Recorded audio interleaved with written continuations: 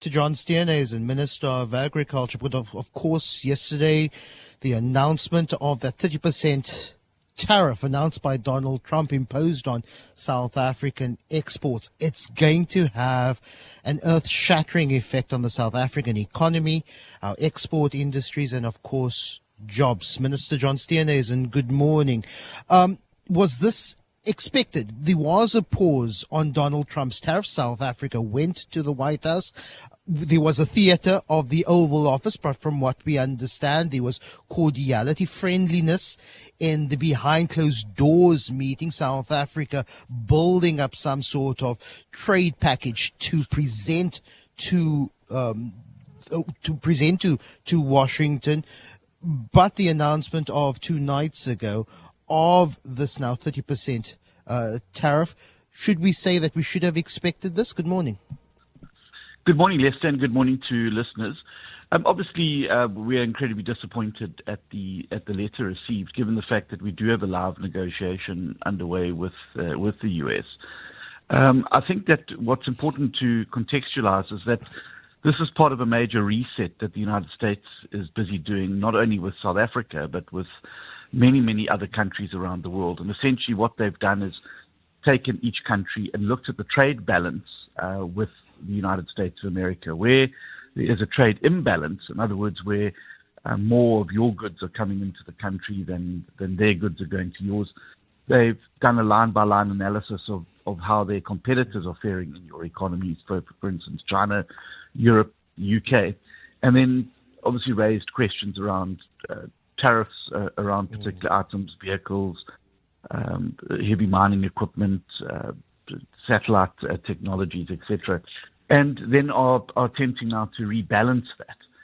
So this is it's not necessarily only a South African problem. It's a global problem with 14 other countries that got the letter. But this is significant for South Africa, and particularly in our automotive sector, in our agri space, and in our manufacturing space.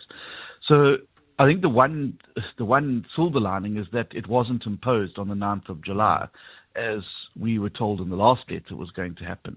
And clearly this is a signaling that there is still room for negotiation, and we must now take that gap and exploit it and use it as quickly and expeditiously as possible, so that we can try and avoid that 30% on 1 August.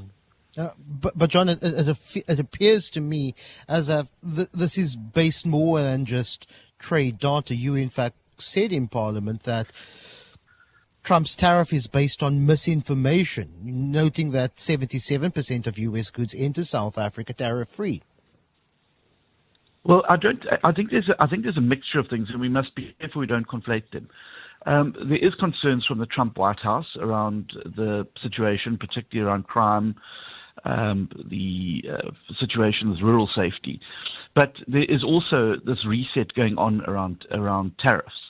And as I said, it's Malaysia's included in the list, Japan's included in the list. These are all countries that have been long associated with their trade with the United States of America.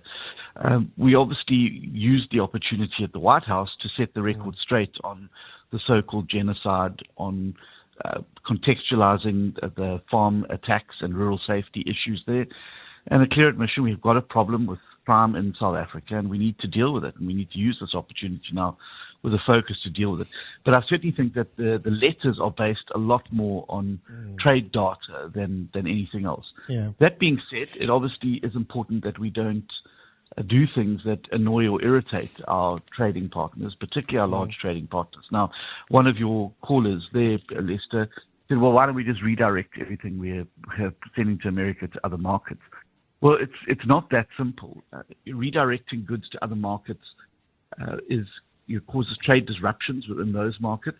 But also, when you're negotiating protocols, these things often take years, sometimes many, many years, to get the scientists to agree on both sides on animal health, on biosecurity, on standards, etc.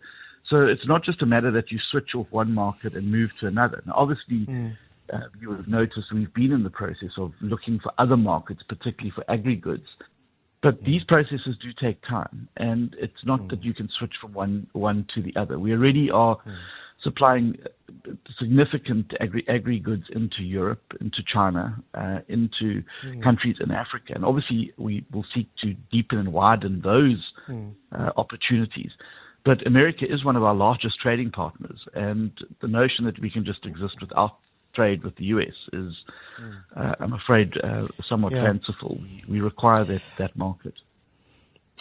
With regards to AGOA and the history of AGOA between South Africa and the U.S. has always been fraught, not just with the Donald Trump administration, but also with the Biden and, in fact, even with an Obama administration. Historically, South Africa was initially never touted to be part of an AGOA agreement simply because of the size and scale of the South African economy in relation to the rest of Africa. It was argued then, because South Africa is the gateway into Africa, that we should be allowed in.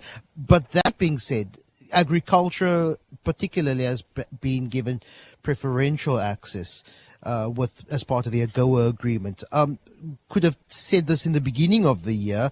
Should we already plan for a September when AGOA is supposedly up for renewal, that we develop and reform not only agricultural economy, but a South African export economy that excludes AGOA and more on a bilateral, mutually beneficial trade agreement with the United States? Well, my approach from the beginning of the year has been that we should hope for the best but plan for the worst. And that means that we should be planning for an AGOA change in certainly the status within AGOA. We are Africa's most industrialized economy. We are one of the largest economies on the continent. And obviously, there's been a number of initiatives in the U.S. say, well, does South Africa belong in this AGOA? The reality is that many of these other smaller countries that benefit through AGOA would not be able to move goods and services to the U.S. market if not for South Africa's access. So these things are a lot more nuanced than they appear on paper. That being said, I think the 30% issue really, if we end up with that, it will completely negate any AGOA benefits. And I think that we should be negotiating continuously now with the U.S.